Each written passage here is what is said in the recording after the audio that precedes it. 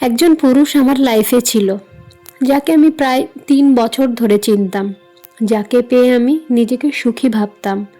সেই পুরুষটিকে নিয়ে আমার ভীষণ মাতামাতি ছিল। চিৎকার করে দুনিয়াকে জানিয়ে দিতে ইচ্ছে করত এই মানুষটা আমার। করতামও ভাই।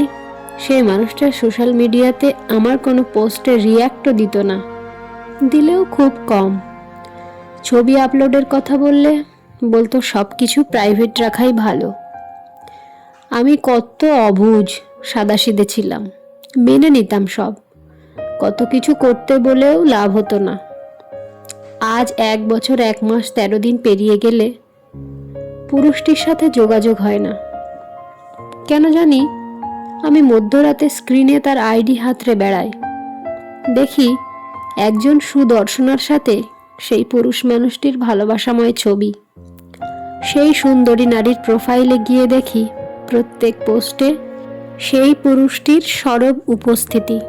সেই পুরুষটি আমাকে শিখিয়েছে men live 5 to 10 years relationship, turn around and get married to a woman he's known for 6 months, and does all the things his ex always begged him to do. And he's never gonna be the man I want him to be because I'm not the woman he want to be with. People change for who they want.